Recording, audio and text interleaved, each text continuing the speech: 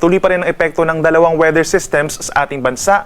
Una na po dyan ay ang Intertropical Convergence Zone or ITCZ sa timog na bahagi ng Mindanao plus lalawigan po ng Palawan. Ito yung linya kung saan nagtatagpo po ang hangin from the northern and southern hemispheres, kaya't asahan po ang mga kalat-kalat na pag-ulan at mga thunderstorms dun sa mga areas na nabanggit natin.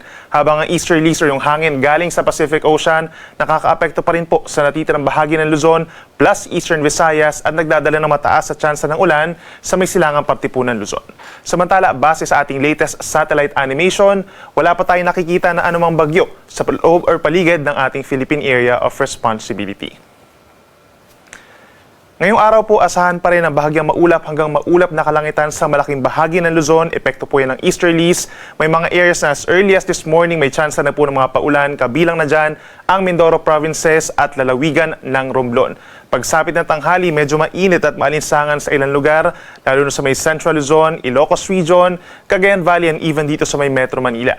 Habang pagsapit po ng hapon hanggang gabi ay bahagyang maulap hanggang maulap pa rin ng kalangitan na siyang sinasamahan po ng mga pulupulong ulan or pagkidlat pagkulog lalo ng eastern sides ng Luzon, lalo na dito sa may Quezon at sa may Bicol Region. Temperature natin sa Metro Manila posibleng umakyat sa 33 degrees, habang ilang bahagi pa sa may kapatagan ng Luzon hanggang 32 degrees Celsius, malamig sa Baguio City hanggang 24 degrees Celsius lamang. Sa ating mga kababayan po sa Palawan, magbaon ng payong kung lalabas ng bahay dahil yan sa epekto ng Intertropical Convergence Zone, may mga kalat-kalat na ulan and thunderstorms na posibleng magdulot ng mga pagbaha at pagguho ng lupa. Sa ating mga kababayan po dito sa Visayas, bahagyang maulap hanggang maulap ang kalangitan throughout the day. May tsansa po ng mga pag-ulan umaga, tanghali at hapon, lalo na po sa may areas ng Western Visayas and Negros Island Region. Temperatura natin sa malaking bahagi ng Visayas and Palawan hanggang 32 degrees Celsius.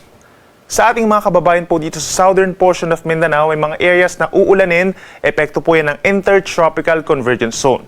Ngayong umaga pa lamang po, mataas na ang tsansa na ulan sa Zamboanga Peninsula at meron din mga aasahan na ulan ngayong umaga hanggang mamayang gabi sa may Basilan, Sulu, Tawi-Tawi, gayon din po sa mga areas ng Socsargen, Sultan Kudarat, South Cotabato, Sarangani, hanggang doon po sa may Davao Occidental mataas ang tsansa ng mga pag-ulan, kaya't mag-ingat din sa banta ng baha at pagguho ng lupa. Sa ating natitirang bahagi po ng Mindanao, dito sa may rest of Socsargen, sa rest of Bangsamoro Region and Davao Region, mataas din po ang tsansa ng ulan. Epekto yan ng ITCZ, bahagyang maulap hanggang maulap naman ang kalangitan sa may Northern Mindanao and Caraga Region na sinasamahan ng mga pulupulong ulan or pagkidlat pagkulog. Temperature natin sa Zamboanga City hanggang 32 degrees Celsius, habang mainit sa may Davao City hanggang 33 degrees Celsius. Ngayong araw at bukas, wala tayong aasahang gale warning or pagtaas ng mga pag-alon.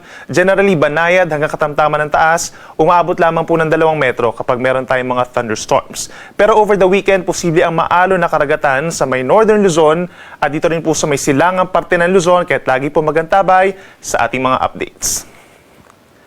Para naman sa ating 3-day weather forecast, simula po sa Friday hanggang sa Sunday, mataas pa rin ang tsansa ng mga pag-ulan dito sa may southern portion of Mindanao.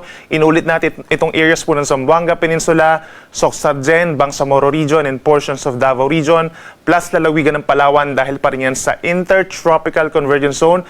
Kalat-kalat ang mga pag-ulan po natin, hindi naman siya tuloy-tuloy, pero minsan ay malalakas. Kaya lagi magkantabay sa ating mga advisories and mga heavy rainfall warnings if ever. Samantala, magiging maulan din po pagsapit ng linggo sa may Hilaga at silangang parte po ng Luzon, kabilang na dyan ng Batanes, Cagayan, pababa ng Isabela, Aurora, Quezon and Bicol Region dahil dun sa posibleng pagbabalik po ng northeasterly wind flow dun sa may Taiwan. Kaya naman posibleng magkaroon tayo ng shear line sa may areas po ng Cagayan Valley and then lumalakas po yung easterlies sa may parting Bicol Region and Quezon. So lagi tayong magdala po ng payong kung lalabas ng bahay sa mga susunod na araw. Habang ang natitirang bahagi ng ating bansa for the next 3 days, bahagyang maulap hanggang maulap ang kalangitan na siyang sinasamahan pa rin ng mga pulupulong maulan or pagkidlat pagkulog. Pagsapit naman po bukas hanggang sa weekend, meron din possibility na may mabuong sama ng panahon sa labas ng ating Philippine Area of Responsibility. Possible as a low pressure area. And then habang lumalapit po ng ating kalupaan, hindi rin natin inaalis yung chance na maging isang mahinang bagyo ito at maaaring pumasok ng ating Area of Responsibility early next week.